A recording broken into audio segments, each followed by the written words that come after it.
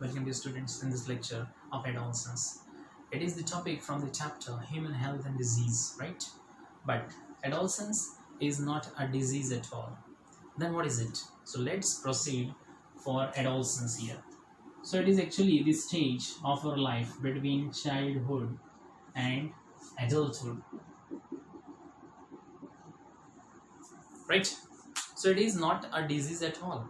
It is the stage of our life between childhood and adulthood. We have different transitional stages of our life, right? Journey begins, you know very well, from zygote. zygote जब बनता है वो हमारे body का होता है first cell, right?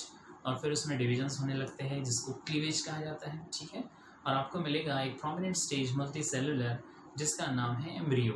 Embryo बहुत सारे स्टेजेस से ये प्रोसीड होगा फ्रॉम मोरूला, ब्लास्टुला, गैस्ट्रुला, फिर उसमें ऑर्गेनोजेनेसिस होगा. एक टिपिकल ऑर्गेनोजेनेसिस होने के बाद उसका नाम फीचर्स हो जाएगा, ठीक है?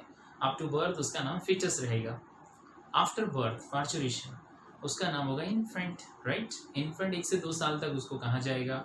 फिर जो स्टेज आती है वो है चाइल्डहुड, ओके? और इंडिविजुअल का नाम होता है चाइल्ड. उसके बाद ये स्टेज आती है एडोलसेंस, राइट? उसके बाद ये स्टेज आएगी एडल्टहुड, इंडिविजुअल को एडल्ट कहा जाएगा. उसके बाद धीरे धीरे वो ओल्ड हो जाएगा और फिर वो ढूंढे नहीं मिलेगा, एक दिन ऐसा भी होगा, राइट? बट ये जो स्टेज है एडोलसेंस, इसमें जो इंडिविजुअल है उसका नाम होगा adolescent, right? So all the individuals having such age group called 10 to 19 years.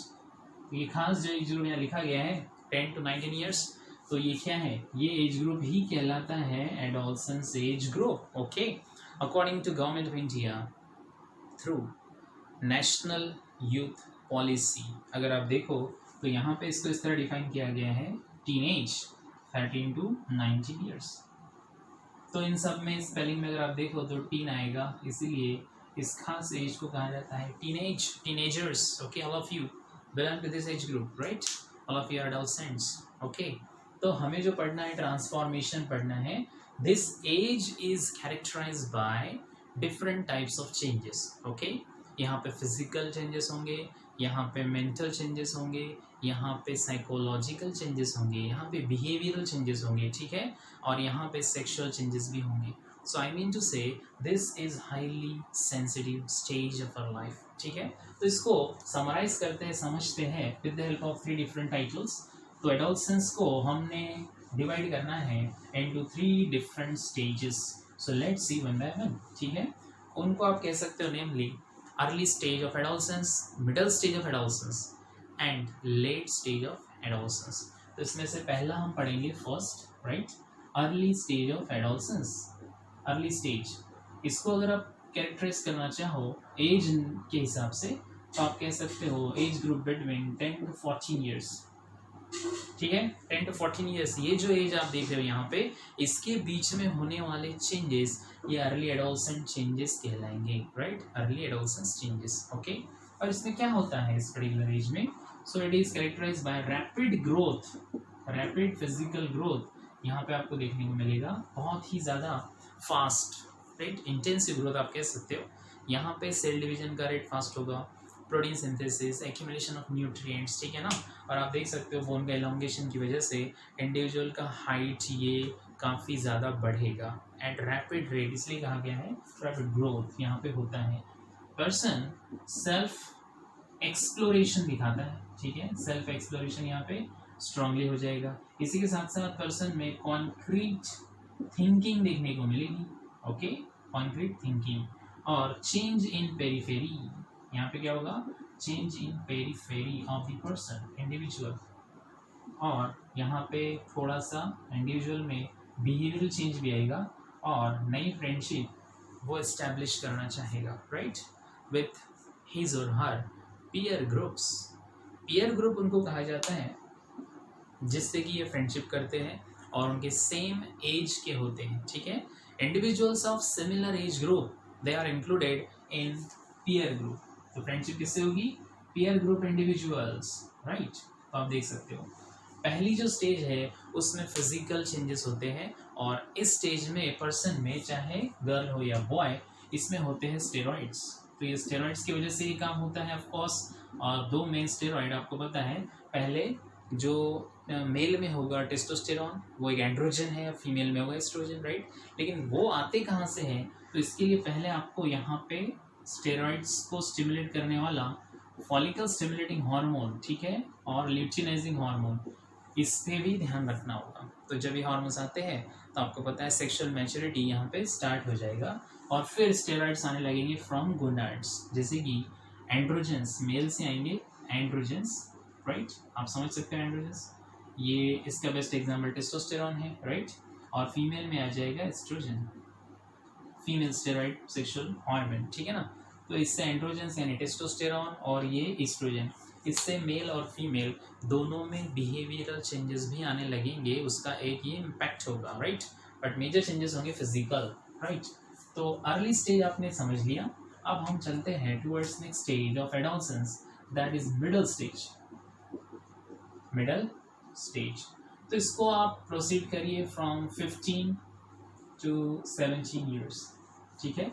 इसमें ग्रोथ रेट तो होता है बट इतना रैपिड नहीं होता, तो यहाँ पे होती है सिंपली ग्रोथ। यहाँ पे क्या होगा, ग्रोथ, नॉट रैपिड ग्रोथ। हाँ, ग्रोथ यहाँ पे कंटिन्यू रहेगा ऑफ कोर्स, राइट। तो ये ग्रोथ किस टाइप का होता है, ये हर टाइप का ग्रोथ होगा। ये फिजिकल ग्रोथ है, ठीक है, ये मेंटल ग्रोथ है, ओके, और ये सेक्सुअल ग्रोथ भी है, राइट। ये हर टाइप का ग्रोथ यहाँ पे होगा, और पर्सन एक्वायर कर लेगा अबाउट, आप कह सकते हो 95% सेक्सुअल मैच्योरिटी, वो यहाँ पे आ जाएगी due to such steroids. So what happens here, let's see one by one again. तो ये जो एज ग्रुप आप देख रहे हो 15 टू 17, तो ये होता है मिडल स्टेज ऑफ एडोलसेंस। इसमें आते हैं हर टाइप का चेंज, फिजिकल, मेंटल, सेक्सुअल, और ग्रोथ होती है ऑफ कोर्स, राइट। इसमें लॉन्ग रेंज थिंकिंग करता है individual, long range thinking, okay. और यहाँ पे पर्सन को थोड़ा रोमांटिक फैंटेसी भी हो सकते हैं, ओके। इसमें जैसे कि ड्रीमिंग भी हो सकता है, राइट। साथ में आप देखिए कि यहाँ पे उसका जो एबिलिटी है, एबिलिटी, इसका आप कह सकते हो testing to attract opposite sexes, ठीक है। तो यहाँ पे अपोजिट सेक्स से थोड़ा अट्रैक्शन भी हो सकता है due to such steroid hormones in the blood और बॉडी, राइट। तो ये जो आपने देखा स्टेज, इसमें ग्रोथ कंटिन्यू है, लेकिन इतना रैपिड स्ट्रॉन्ग नहीं है जितना वो अर्ली स्टेज में होता है, ठीक है। यहाँ पे फिजिकल चेंजेस आते हैं, यहाँ पे मेंटल चेंजेस आते हैं, यहाँ पे बिहेवियरल चेंजेस आ जाते हैं, और पर्सन का पेरीफेरी, ये घर, नेबर्स, रिलेटिव्स से थोड़ा आगे बढ़ के, राइट, ये पीयर ग्रुप से हो जाता है, ओके। तो यहाँ पे स्ट्रॉन्ग पीयर ग्रुप फ्रेंडशिप देखने को मिलेगी, और पर्सन में थोड़ा सा लॉन्ग रेंज थिंकिंग आ गई है, ओके। वो उसके अंदर थोड़ा सा कॉन्फिडेंस भी बढ़ेगा, और एक सेल्फ टेस्टिंग एबिलिटी आ जाएगी, ठीक है, समझ गया। यहाँ पे पर्सन ज़्यादा कॉन्फिडेंट हो जाएगा, और उसे लगेगा कि वो बहुत ही ज़्यादा स्ट्रांग है, ओके, और हर काम करने में वो कैपेबल है, राइट। घर में भी उसका थोड़ा सा प्रेस्टीज बढ़ना चाहिए, राइट, थोड़ा सा ऑनर उसे मिलना चाहिए, इस टाइप का फीलिंग उसमें आ सकती है, राइट। और साथ में आप देखिए कि उसका बिहेवियर, ये अट्रैक्शन पीयर ग्रुप से ज़्यादा है, तो वहाँ पे वो ज़्यादा मिक्सअप होता है, अपने प्रॉब्लम्स को शेयर करता है विद पीयर ग्रुप, और उन्हीं से लेता है सजेशंस, राइट। अगर यहाँ पे पेरेंटल थोड़ा सा सपोर्ट ना हो, या फिर फैमिली में ऑलरेडी कन्फ्लिक्ट्स हो, बहुत सारे प्रॉब्लम्स हो, फैमिली में कोई अल्कोहलिक हो, ठीक है, बहुत सारा क्वारलिंग होती हो, तब यहाँ मेजर प्रॉब्लम्स की शुरुआत हो जाती है। Now there is another stage of adolescence, इसको आप कह सकते हो late stage. Late stage 18-19 years में आप कैरेक्टराइज कर सकते हो, ओके। तो 95% sexual maturity, physical maturity, mental maturity, ये मिडल स्टेज में आ जाती है, और इसके बाद इस स्टेज में 18-19 ईयर्स में पर्सन फुली मैच्योर्ड हो जाता है, ठीक है, ये फुली मैच्योर्ड आप कह सकते हो। और यहाँ पे पर्सन में इंटेलेक्चुअल, ठीक है, सोशल, स्पिरिचुअल, राइट, हर टाइप का थिंकिंग डेवलप हो जाता है, and person is well stable, okay. अब देखिए यहाँ पे ग्रोथ एक तरह से नियर अबाउट बंद हो गया है, और फुल मैच्योरिटी पर्सन ने अटेन कर ली है और इसमें सारे एसएससी बिल्कुल क्लियर है, सेकेंडरी सेक्सुअल कैरेक्टरिस्टिक जिसको अभी हम समझेंगे, ओके। बट ये चेंजेस फिजिकल होते हैं, मेंटल होते हैं, सोशल होते हैं, बिहेवियरल होते हैं, ओके, स्पिरिचुअल होते हैं। और इसी तरह आप देख सकते हो ये एज हो जाता है स्ट्रांगली सेंसिटिव एज। और अगर इसको पेरीफेरी प्रोमिनेंट या फेवरेबल मिलता नहीं है, पीयर ग्रुप अगर थोड़ा डेंजरस क्वालिटी का है तो यहाँ पे उसके स्ट्रॉन्ग इफेक्ट्स हो सकते हैं and may lead to addiction, ठीक है। इसलिए इसको कहा गया है sensitive age of life, right. तो इसमें होने वाले चेंजेस हम थोड़ा सा समराइज करते हैं विद टाइटल्स, जैसे कि सेक्सुअल चेंजेस जो इसमें आते हैं उसको आप कह सकते हो secondary sexual characteristics, secondary sexual characteristics in both the sexes. इसको फटाफट ओवरलैप कर लेते हैं, ठीक है। मेल में होने वाले सेकेंडरी सेक्सुअल कैरेक्टर्स, इसके लिए शुरुआत में तो गोनाडोट्रोपिन्स रिस्पॉन्सिबल होते हैं, FSH, LH, राइट। और उसके बाद आ जाते हैं मेल से टेस्टोस्टेरॉन जो कि एंड्रोजन है, ठीक है। तो टेस्टोस्टेरॉन से क्या होगा, मेल में डेवलप होंगे सेकेंडरी सेक्सुअल कैरेक्टरिस्टिक्स, राइट। इसमें मस्कुलर डेवलपमेंट हो जाएगा मेल में। ये जो एडम्स एप्पल होता है, साउंड बॉक्स जिसको आप लैरिंग्स कहते हो, ठीक है, लैरिंग्स get little bit expanded and called Adam's apple, ठीक है। उसका नाम है एडम्स एप्पल, जो मेल में थोड़ा सा एक्सपांड होगा, बढ़ेगा, राइट। और मेल में क्रैकिंग ऑफ साउंड हो सकता है। मेल में जो साउंड है उसको हाई पिच ना कहते हुए लो पिच कहना, ठीक है, low pitch sound in male. So male में थोड़ा सा वाइडनिंग होगा एडम्स एप्पल का, क्रैकिंग ऑफ साउंड होगा, राइट। ये हार्मोन्स की वजह से होता है, ऑफकोर्स। मस्कुलर डेवलपमेंट होगा, फिजिक काफी स्ट्रांग हो जाएगा मसल्स डेवलपमेंट की वजह से इन मेल, राइट। सिमिलरली जो सेकेंडरी सेक्सुअल कैरेक्टर्स है उसमें सेक्स ऑर्गन्स का डेवलपमेंट भी आपने याद रखना है। यहाँ पे सारे एक्सटर्नल इंटरनल जेनिटल ऑर्गन्स ये फुली मैच्योर्ड हो जाएंगे, ग्रोन अप हो जाएंगे और वो अपना काम भी स्टार्ट कर देंगे, right, because puberty as begins right now, समझ गया। यहाँ पे सेकेंडरी सेक्सुअल कैरेक्टर्स में डिफरेंट टाइप के हेयर्स भी आप मेंशन कर सकते हो, pubic hairs, hairs अराउंडिंग sexual organs, under arm hairs, ठीक है, facial hairs in male, beard, मस्टिच, ये सब क्या होता है, मेल में सेकेंडरी सेक्सुअल कैरेक्टर्स होते हैं, ठीक है ना। और उसी तरह फीमेल में जैसे कि डेवलपमेंट ऑफ ब्रेस्ट, ये सेकेंडरी सेक्सुअल कैरेक्टर कहलाएगा। ब्रेस्ट मेमोरी ग्लैंड्स होते हैं जो यहाँ मॉडिफाइड हो गए, ठीक है। Development of hips by deposition of fat, development of sexual organs, okay. Similarly जो प्रेगनेंसी स्ट्रक्चर है फीमेल में उसमें सबसे इम्पॉर्टेंट है वहाँ पे यूट्रस, तो वो जो मस्कुलर बैग है फुली मैच्योर्ड होगी for the sake of pregnancy, और ये चेन यहाँ पे आएगा वो भी सेकेंडरी सेक्सुअल कैरेक्टर कहलाएगा। सिमिलरली जैसे मेल में चेंजेस हुए हैं फीमेल में भी कुछ चेंजेस कॉमन होते हैं, pubic hairs, hairs under arm, ठीक है। लेकिन फेशियल हेयर्स फीमेल में नहीं होते, ओके। और ना ही वहाँ पे लैरिंग्स डेवलप होता है लाइक मेल, बट कुछ चेंजेस कॉमनली हो जाते हैं। तो इसमें होने वाले डिफरेंट टाइप के प्रॉब्लम्स हम समझते हैं, common problems in adolescence, common problems, ठीक है ना। वन बाय वन चीज़ों को हम क्लियर करेंगे। तो यहाँ पे बहुत सारे कॉमन प्रॉब्लम्स ऐसे हैं जो फेस कर सकते हैं एडोलसेंस, और अगर उन्हें थोड़ा फेवरेबल हेल्दी एटमॉस्फेयर ना मिले, ओके, तो फिर यहाँ से शुरू होता है डिप्रेशन या आप कह सकते हो एडिक्शन, ओके। इसीलिए इनको थोड़ा सा केयर करना इनका मस्ट है और काउंसलिंग होनी चाहिए, either पेरेंटल और medical counselling by medical experts, doctors, ठीक है ना। तो यहाँ पे गाइडलाइंस मस्ट होते हैं जो गवर्नमेंट की तरफ से पीरियडिकली पेरेंट्स को देना ज़रूरी है। सो कॉमन प्रॉब्लम्स में हम देखेंगे कुछ इम्पोर्टेंट कॉमन प्रॉब्लम्स जैसे कि हाइपोकॉन्ड्रिया।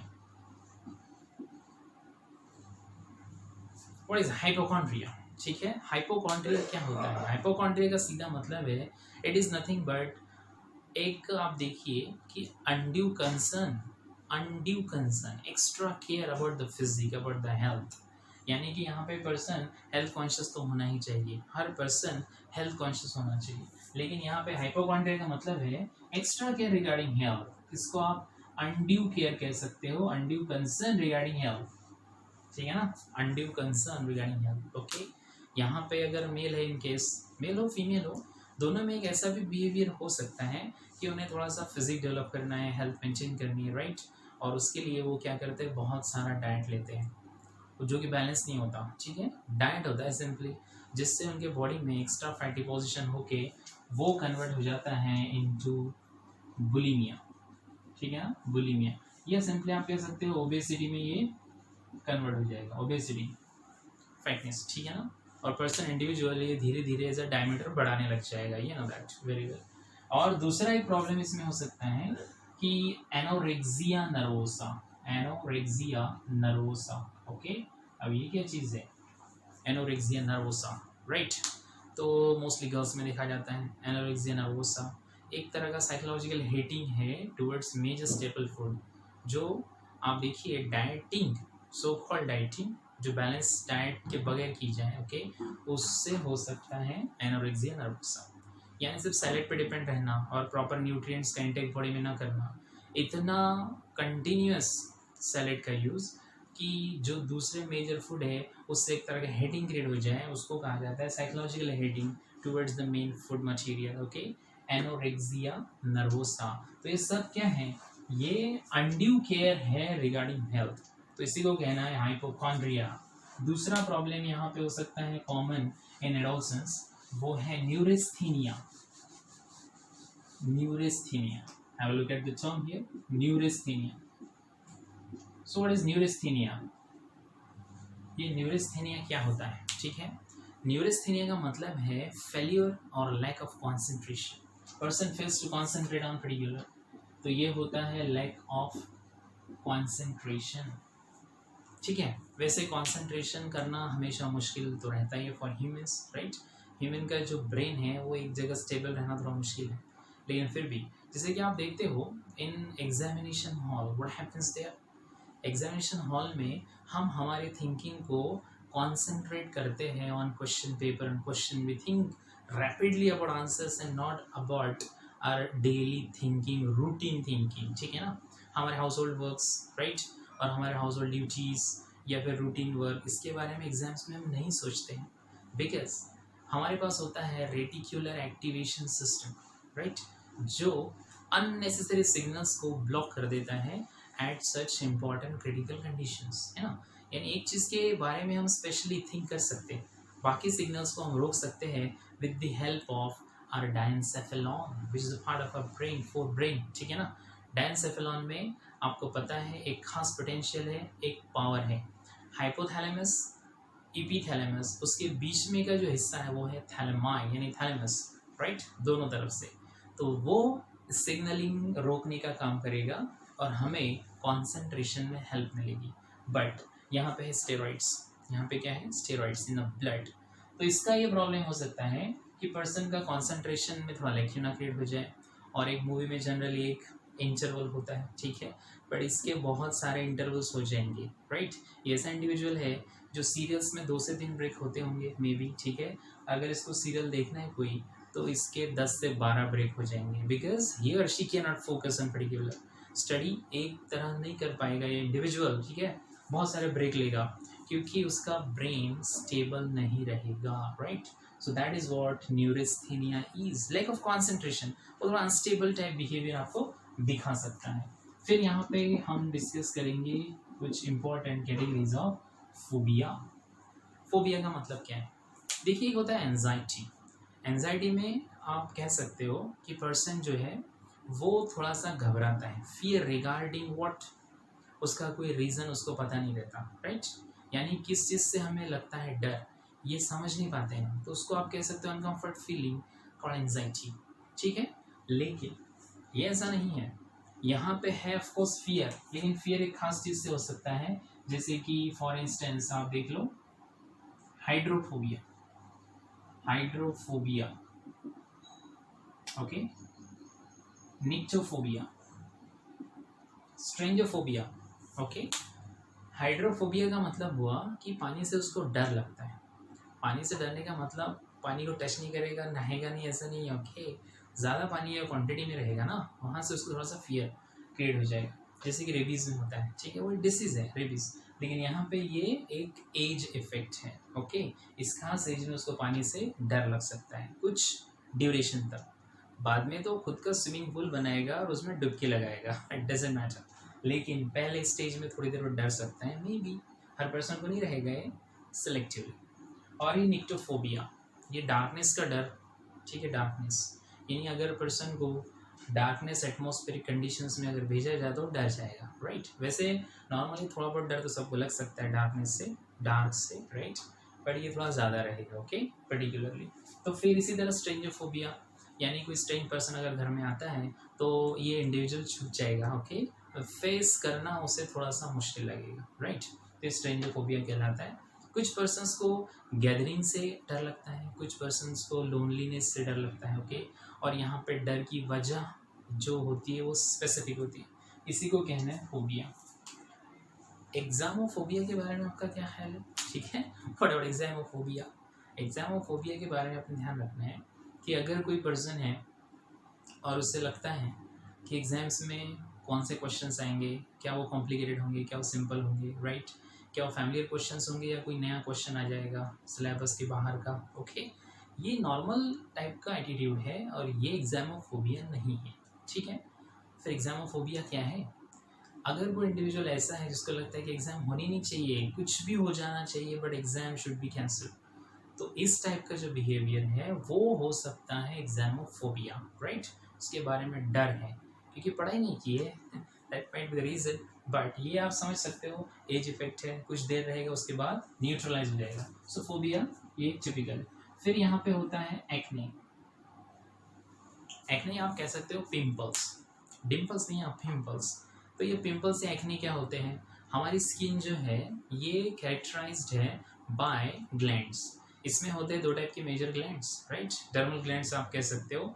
नंबर वन वो है स्वेट ग्लैंड्स जो रिलीज करते हैं sweat, which is not sweet at all, you know that. लेकिन हमें चाहिए दूसरा secretion to understand this particular concept. दूसरे जो ग्लैंड्स होते हैं वो होते हैं सेबेशियस ग्लैंड्स जो रिलीज करते हैं सीबम ऑयल, और हर पर्सन की स्किन ये ऑयल रिलीज करती है, ठीक है, जिसका नाम सीबम है, फ्रॉम सेबेशियस ग्लैंड्स। और वो काफ़ी इंपॉर्टेंट रहता है, वो हमारे स्किन पे एक लुब्रिकेशन क्रिएट करेगा, एक मॉइस्चराइजेशन क्रिएट करेगा, राइट, और प्रोटेक्शन भी करेगा, very important. But some time जब कभी हमारे बॉडी में स्टेरॉइड्स होते हैं तो ये ग्लैंड्स थोड़े सेंसिटिव हो जाते हैं और उसकी वजह से हाइपर सिक्रेशंस करने लगते हैं, ठीक है, hyper secretion. So what will happen then? Excess oil अगर हमारे स्किन पोर्स में क्लॉग हो जाए और फिर आजू बाजू की डस्ट इम्प्योरिटीज़ वहाँ एक्यूमुलेट हो जाए, राइट, तो वहाँ पे हो सकता है बैक्टीरियल इनोकुलेशन, बैक्टीरियल डिपोजिशन, और फिर उनका अगर कॉलोनाइजेशन हो गया, बैक्टीरिया का नंबर काफ़ी बढ़ गया, ओके, तो उसकी वजह से वहाँ हो सकता है स्वेलिंग, रेडनिंग, इचिंग, पेन, ठीक है, और फिर वो स्ट्रक्चर कहलाता है पिंपल या एक्ने। तो ये एक कैरेक्टर है इस खास एज ग्रुप का, ना छोटे बच्चों में आप देखोगे पिंपल और ना ही ओल्ड पर्सन में आप देखोगे। इसी इंडिविजुअल में आपको देखने को मिलेगा pimples irrespective to sexes, male में भी होगा फीमेल में भी होगा। तो ये काफ़ी कॉमन चीज़ है और इसको कॉमनली ही कंट्रोल भी कर सकते हैं। Regular face wash, without face wash में भी, ठीक है, तो हमें पीरियोडिक क्लीनिंग करनी होगी फेस की, ऑयल निकालना पड़ेगा, उसको जमने नहीं देना है, तो ये इन्फेक्शन आगे नहीं बढ़ेगा ऑफ कोर्स, राइट। और अगर ज़्यादा प्रॉब्लम है तो यहाँ पे हार्मोन थेरेपी भी ली जा सकती है। यहाँ पे anti acne cream, lotions, ointment, बहुत सारी चीज़ें अवेलेबल है, सोप्स वगैरह भी अवेलेबल है, ओके, उससे भी कंट्रोल किया जा सकता है। तो ये कंट्रोलेबल प्रॉब्लम है of course, okay, but dermatologist की हेल्प यहाँ पे ली जा सकती है in case of severe acne या फिर पिंपल फॉर्मेशन। तो ये ग्लैंड्स का इफेक्ट है हाइपर सिक्रेशन। अब जो हम कैटेगरी पढ़ने जा रहे हैं डिसीज की वो थोड़ी सी डेंजरस है, ठीक है, इसको कहा जाता है post traumatic stress disorder, PTSD, post traumatic stress disorder. अब ये क्या होता है, ठीक है, इसको समझ लो थोड़ा, वेरी इंपॉर्टेंट। अगर एक एडल्ट पर्सन है, नॉर्मल पर्सन, एडल्ट पर्सन, ठीक है, मैच्योर्ड पर्सन, तो अगर कोई एक्सीडेंट इंसिडेंस होता भी है तो वो उसको एडजस्ट कर लेगा, वो उसको स्टेबल ब्रेन से उसको समझ लेगा, ठीक है, मैच्योर्ड ब्रेन से उसको प्रॉपरली हैंडल कर लेगा सिचुएशन। बट ये मैच्योरेशन स्टेज में है अभी एडोलसेंट, ओके, और एडोलसेंट्स के साथ अगर कोई इंसिडेंस होता है, राइट, जैसे कि रॉबरी, एक्सीडेंट वगैरह वगैरह, ठीक है, कुछ भी आते हैं, इवन रेप केसेस भी इसमें आ जाते हैं, ठीक है ना, एक्सीडेंट, इंजुरीज और हर कोई टाइप का ऐसा इंसिडेंस जो अनफेवरेबल हो, उसका स्ट्रेस उस एक्सीडेंट या इंसिडेंस के बाद इस पर्सन में इतना ज़्यादा डेवलप होता है कि उससे वो स्ट्रेसफुल एटमॉस्फेयर से वो डिप्रेस हो सकता है, उसमें साइकोसिस, न्यूरोसिस जैसे सिम्टम्स देखने को मिल सकते हैं, उसको शाइज़ोफ्रेनिया हो सकता है, काइंड ऑफ मैडनेस आप कहिए, ठीक है, उससे उसमें मैडनेस भी आ सकती है, that is also possible here, okay. तो इतना स्ट्रॉन्ग इम्पैक्ट इसके ब्रेन पे हो सकता है क्योंकि वो ब्रेन फुली मैच्योर्ड नहीं है। बर्थ के 6 सालों बाद ब्रेन मैक्सिमम कंस्ट्रक्ट तो हो जाता है, लेकिन मैच्योरिटी में उसको अबाउट 18 ईयर्स लग जाएंगे आफ्टर बर्थ, ठीक है ना। इसलिए बिफोर 18 हमें गवर्नमेंट लाइसेंस नहीं मिलती है, किसी भी चीज़ का लाइसेंस आपको नहीं मिलेगा, चाहे वोटिंग का हो, ठीक है, चाहे एविडेंस देना हो आपको, ठीक है, या ब्लड डोनेट करना हो, या फिर किसी चीज़ का लाइसेंस जैसे कि ड्राइविंग लाइसेंस, ओके। और ना ही इंडिविजुअल मैरिज कर सकता है बिफोर 18 क्योंकि यहाँ पे वो पूरी तरह फिजिकली मेंटली मैच्योर्ड नहीं है, ओके।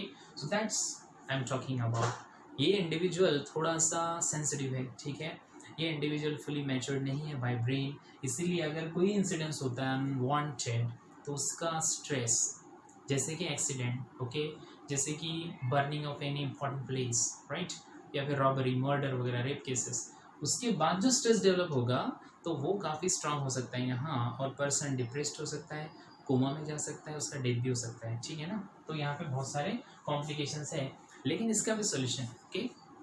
यहाँ पे इम्पॉर्टेंट हो जाती है साइकोथेरेपी, साइकियाट्रिक्स यहाँ पे मेजर रोल प्ले कर सकते हैं, साइकोलॉजिकली उसको ट्रीट किया जा सकता है, ओके, क्योंकि ह्यूमंस वैसे मेंटली बहुत स्ट्रांग होते हैं, but sometime depression dominates their talent, okay. तो ऐसा हो सकता है, पॉसिबल है, इसलिए यहाँ पे हमें एक्सपर्ट्स की हेल्प लेनी पड़ेगी और उस पर्सनस को उस डिप्रेशन से बाहर निकालना पड़ेगा, ठीक है ना। तो ये काफ़ी इंपॉर्टेंट है, बट थोड़ा डेंजरस टाइप की कैटेगरी है, आप समझ सकते हो। इसके बाद आ जाता है एडिक्शन।